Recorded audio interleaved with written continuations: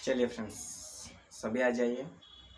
जय हिंद, वंदे मातरम। आप सभी का स्वागत है जय जीवा एकेडमी पर। फ्रेंड्स, जो कि शिक्षक परिवार से जुड़ा है। और फ्रेंड्स, आज की इस वीडियो में हम देखेंगे हिंदी पेडालॉजी के जो हैं 10 टॉप जो हैं वेरी इंपॉर्टेंट क्वेश्चन जो है, ठीक है ना। इसमें से जो है आपको एग्ज़ाम में देखने को मिलेंगे। और आपको जो है फ्रेंड्स, सीटेट हो या वर्ग 1, 2, 3 की जो भी आप तैयारी कर रहे हो उसमें जो है आपको देखने को मिलेंगे। और फ्रेंड्स, एक बात और कि अगर आप जय जीवा एकेडमी चैनल पर नए हो तो चैनल को सब्सक्राइब कर लीजिएगा और प्यारे फ्रेंड्स में शेयर कर दीजिएगा। मेरे प्यारे भाइयों बहनों, आप इधर आ जाइएगा, ठीक है। चलो, अब जैसे कि हम क्वेश्चन स्टार्ट करते हैं। क्वेश्चन हमारे पास जैसे फर्स्ट क्वेश्चन दिया हुआ तो क्या दिया हुआ है उसको थोड़ा ध्यान से देखिएगा। आप क्वेश्चन पढ़ोगे, क्वेश्चन में ही आपका जो है आंसर निकलेगा। और फ्रेंड्स, आपको जो है ना भी जो है आपको एक हमेशा याद रखना, कोई सी भी एग्ज़ाम देते हो तो पहले आपको क्या करना रहता है, क्वेश्चन को थोड़ा ध्यान से पढ़िएगा। क्वेश्चन जितना ध्यान से पढ़ोगे, क्वेश्चन का कहने का मतलब अगर आप समझ गए तो फ्रेंड्स जो है ऑटोमेटिकली आपके पास चल के आ जाएगा, ठीक है। तो जैसे हम क्वेश्चन स्टार्ट करते हैं, क्वेश्चन हमारे पास में पहला क्या दिया हुआ है कि बच्चे अपनी मातृभाषा का आयोग कर हुए हिंदी भाषा की कक्षा में अपनी बात करते हैं, यह बात रिक्त स्थान है। अब देखिए, बच्चे जो है, छोटे बच्चे जो है वो क्या करते हैं, अपनी मातृभाषा में क्या करते हैं, बात करते हैं। पर हिंदी भाषा की कक्षा में वो क्या करते हैं, अपनी बात कहते हैं। मतलब हिंदी की भाषा की जो कक्षा चल रही है और उसमें जो है बच्चे क्या करते हैं, अपनी मातृभाषा में बात करते हैं। तो इसने क्या पूछा, बोला है कि यह बात रिक्त स्थान है। तो ये बात कैसी है, जब भाई देखिए बच्चे जो है हिंदी की क्लास में, कौन सी क्लास में, हिंदी की क्लास में जो है कौन सी लैंग्वेज में बात कर रहे हैं, तो मदर टंग लैंग्वेज में बात कर रहे हैं। तो इसमें जो है तो बच्चे का जो मतलब बात कहने का जो तरीका है वो कैसा है, ये पूछा है। तो जैसे हमारे पास में ऑब्जेक्टिव दिए हुए हैं, ऑब्जेक्टिव क्या दिया हुआ है, स्वाभाविक या निंदनीय या विचारणीय या अनुचित। तो ना तो फ्रेंड्स हमारा निंदनीय होगा और ना ही हमारा विचारणीय होगा और ना ही अनुचित होगा। हमारा राइट आंसर कौन सा हो जाएगा, स्वाभाविक हो जाएगा। क्योंकि बच्चे के अंदर जो स्वाभाविक है, जो बच्चे ने भाषा सीखी है, मातृभाषा सीखी है, उस भाषा में बच्चे क्या करेंगे, बात करेंगे। तो इसीलिए हम लोग करेंगे ऑप्शन नंबर ए को, जो कि हमारा राइट आंसर हो जाएगा ऑप्शन नंबर ए। अब हम बात करते हैं क्वेश्चन नंबर सेकंड की। क्वेश्चन नंबर सेकंड हमको दिया हुआ है, उसको भी थोड़ा ध्यान से पढ़िएगा। तो कक्षा 1 और 2 के शुरुआती समय में पढ़ने का प्रारंभ रिक्त स्थान से ही, मतलब रिक्त स्थान से ही और किसी यानी रिक्त स्थान के लिए हो।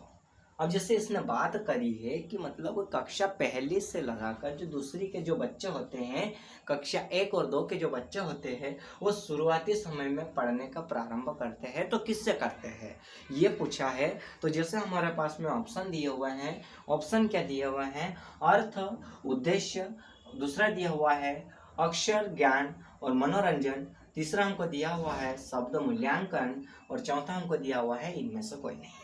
तो फ्रेंड्स, जैसे शुरुआती अगर बात की जाए, पढ़ना प्रारंभ करते हैं तो पहले क्या करेंगे, तो प्रारंभ करने से पहले क्या करेंगे, अर्थ बताएंगे।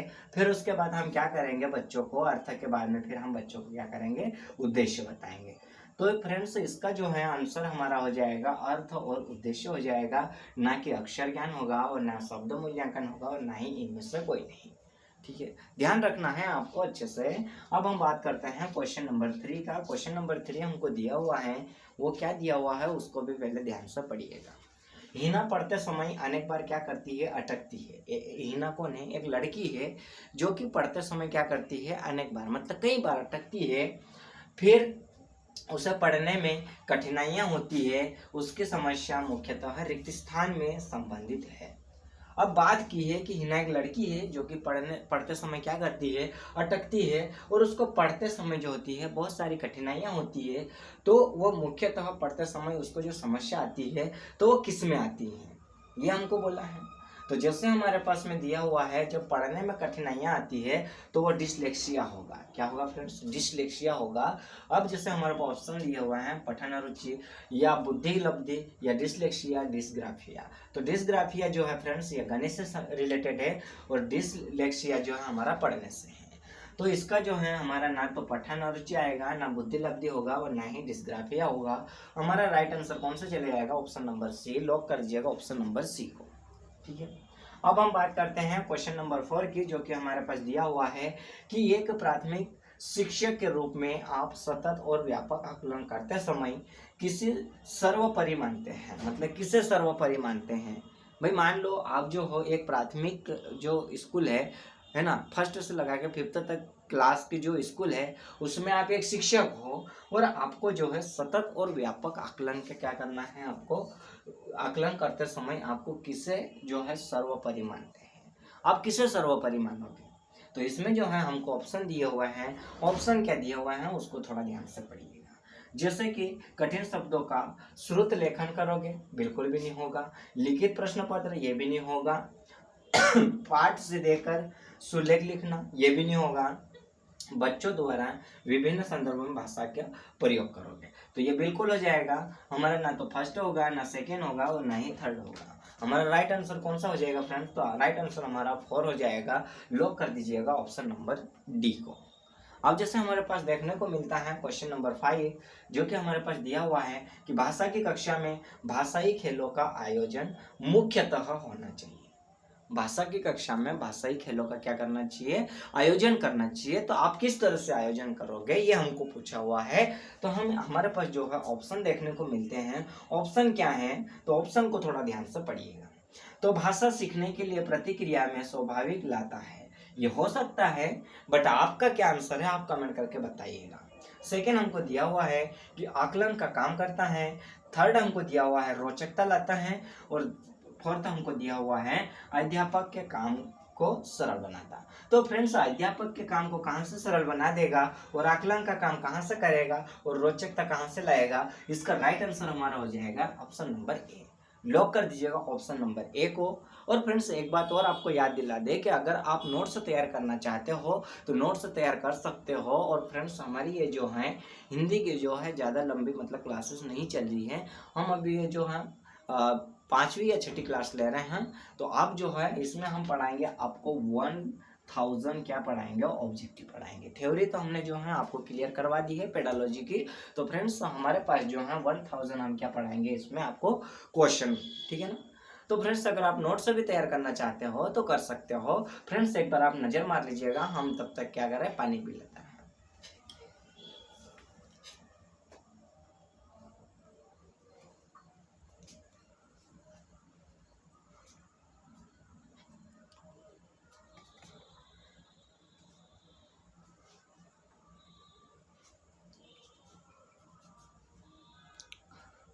अब आगे देखिए फ्रेंड्स, तो आगे जो हमारा क्वेश्चन है क्वेश्चन नंबर 6, वो क्या है?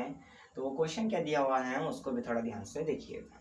तो प्राथमिक स्तर की कक्षा में भिन्न भिन्न प्रांतों के अलग अलग भाषा बोलने वाले बच्चों का नामांकन होगा। अब इसने क्या कहा कि जो प्राथमिक स्तर के बच्चे हैं उनमें से जो हैं सभी बच्चों के क्या हैं मतलब अलग अलग भाषा बोलते हैं, उनका क्या हुआ? नामांकन हुआ। उसके बाद जो है ऐसी स्थिति में भाषा की कक्षा बच्चों की भाषाई विकास के संदर्भ में है। अब भाषा के जो संदर्भ में है तो वो कौन से संदर्भ में है उसको थोड़ा ध्यान से देखिएगा। ठीक है ना? तो जैसे हमारे पास में दिया हुआ है क्वेश्चन, हमारे पास दिया हुआ है कि कौन से संबंध में है, उसको थोड़ा ध्यान से पढ़िएगा। ठीक है ना? अब हमारे पास में जो है ऑब्जेक्टिव दिए हुए हैं। ऑब्जेक्टिव क्या दिए हुए हैं? जटिल चुनौती के रूप में सामने आती हैं। फिर दूसरा हमको दिया हुआ है अवरोध ही प्रस्तुत करती हैं, बहुत बड़ी समस्या बन जाती है या अनमोल संसाधन के रूप में कार्य करती है। तो ना ही जटिल होती है, ना समस्या होती है और ना ही अवरोधी होती है। ये जो हमारी होती है अनमोल संसाधन के रूप में कार्य करती है। फ्रेंड्स, अगर आपको जो है समस्या कहीं पे देखने को मिल जाए, चुनौती देखने को मिल जाए या तो फिर प्रस्तुत करने को मिल जाए, तो इन सारी चीज़ों को क्या करना है फ्रेंड्स? बिल्कुल भी आपको जो है राइट नहीं करना है, उसको क्या कर देना है? रॉन्ग कर देना है। तो हमारा राइट आंसर चला जाएगा ऑप्शन नंबर डी। लॉक कर दीजिएगा ऑप्शन नंबर डी को। अब क्वेश्चन नंबर 7 हमको दिया हुआ है हिंदी भाषा का मूल्यांकन करते समय आप सबसे ज़्यादा किसे महत्व दोगे? जब आप हिंदी भाषा का मूल्यांकन करोगे तो उसके समय जो है आप ज़्यादा किससे महत्व दोगे?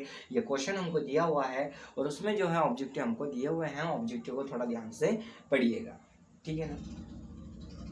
अब देखिए ऑब्जेक्टिव क्या दिए हुए हैं, ऑब्जेक्टिव को पढ़िए। व्याकरणीय नियम, सीखने की क्षमता का आकलन, काव्य सौंदर्य या सभी।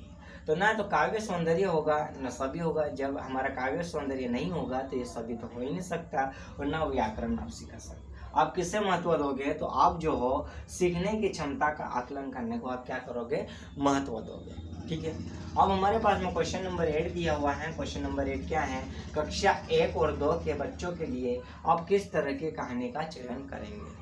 अब मान लो कक्षा 1 और 2 के जो बच्चे हैं उसमें से जो है आपको कहानी चयन करना है, तो आप किस तरह की कहानी का चयन करोगे। तो जैसे हमारे पास में जो है ऑब्जेक्टिव दिए हुए हैं, ऑब्जेक्टिव हमको क्या दिया हुआ है कि जो बहुत छोटी हो, जिसमें बहुत सारे पात्र हो, या जिसमें 2 ही पात्र हो।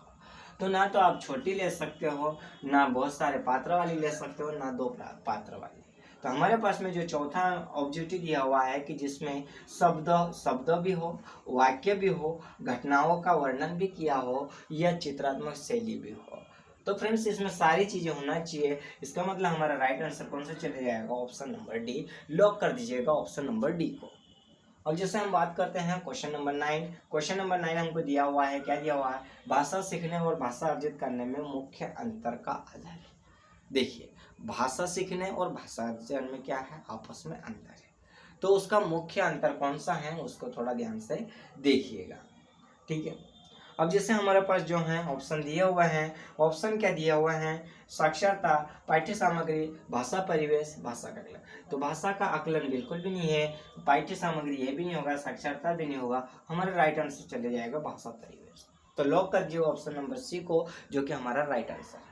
और क्वेश्चन नंबर 10 है, हम पढ़ के केवल क्वेश्चन आपको सुना देंगे, आपको जो है आंसर कमेंट करके बताना है। तो पत्र और पत्रिकाएं भाषा सीखने में, तो इसका राइट आंसर क्या है आपको कमेंट करके बताना है। और फ्रेंड्स आज की इस क्लास में जो है हमने 10 क्वेश्चन जो है इंपॉर्टेंट क्वेश्चन जो थे वो आपके लिए लेकर आए थे। तो फ्रेंड्स आज की क्लास आपको कैसी लगी आप कमेंट करके बताना। और फ्रेंड्स हम उम्मीद करते हैं कि आप और आपका परिवार जो है बहुत कुशल मंगल होंगे और अच्छे होंगे। और फ्रेंड्स आज की इस वीडियो को हम यहीं समाप्त करते हैं। और फ्रेंड्स आपको जो है क्लास अच्छी लगी तो अपने प्यारे फ्रेंड्स में शेयर कर दीजिएगा, और उससे कहिएगा JGY एकेडमी चैनल है जो कि शिक्षक परिवार से जुड़ा है। तो फ्रेंड्स आज की इस क्लास को हम यहीं एंड करते हैं। जय हिंद फ्रेंड्स।